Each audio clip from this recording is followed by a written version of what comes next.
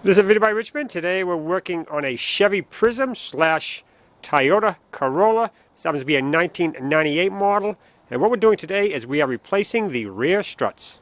First thing we need to do is to remove the bottom cushion and the back of the seat if it's a one-piece seat like this. Now if you have the back that fold down, you don't have to do this. You can get at the bolts. Alright, let's start by removing the bottom cushion here. I'm going to be using a little leverage bar right here, and the anchor points are right here.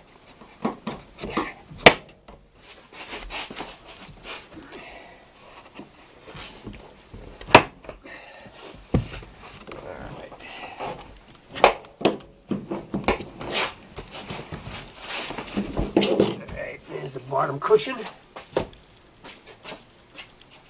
Next thing we need to do is to remove that 12mm bolt right there, that one right there, and that one right there. So we need to remove those now. Alright, all the bolts have been removed. So now we got to get them off the hooks in the back here.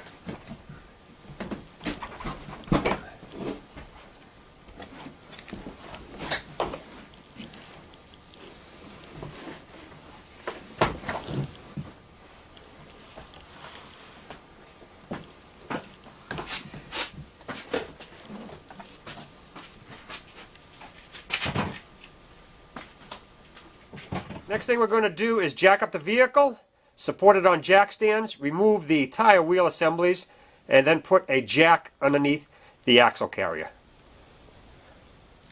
Next thing we're going to do is to remove this clip right here that holds the brake hose to the bracket on the strut. Now, in most cases there's a slot there and you just take it out. They decided they ain't going to do that. So they want you to take the metal line off, and then you have to bleed the system. So what I'm going to do is, after I take that clip off,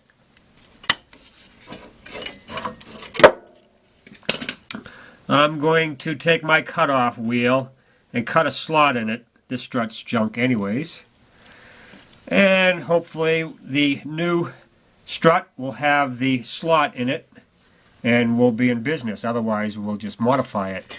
Now after that, we need to take this 15mm nut off of the stabilizer strut right here. And so we're going to do that right now. And here's the cutout that I made in the bracket to get the brake hose out.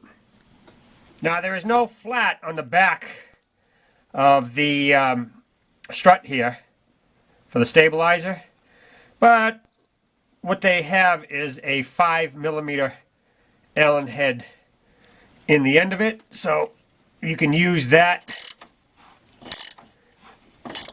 to keep it from turning.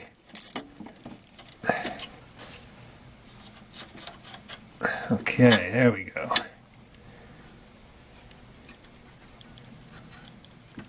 Next thing we're going to do is loosen these two 17mm nuts that secure the strut to the axle carrier.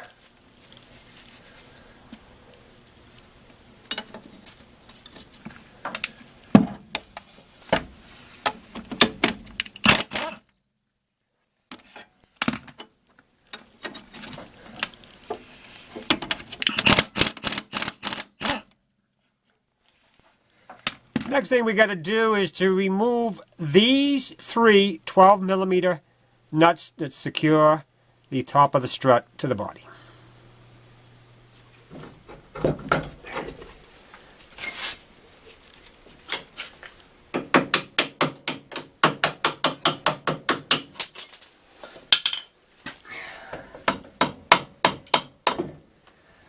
Okay, that was a Babbitt hammer. Who cares? It's the old strut, right?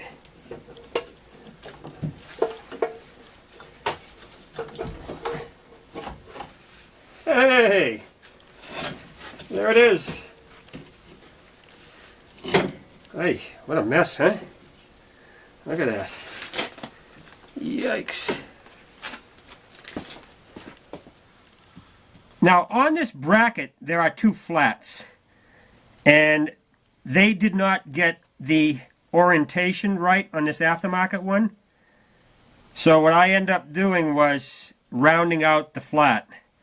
So this would go in, otherwise you'd have to take it all apart. But just a little fabbing.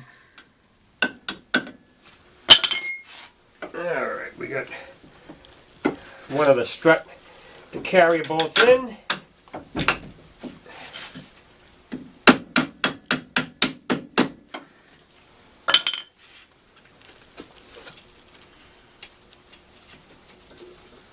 Okay, there we go. Now these big strut to carrier bolts, that's about 105 foot-pounds of torque on those. So we got those bolts in. Now all we have to do is put the stabilizer bar link in, put this hose back, put the clip in, tighten it down, do the other side, and the other side will be the same as this. So pretty easy from here. So that's, yep. So that's it. So that's all there is to putting rear shocks in your Chevy Prizm / Toyota Corolla.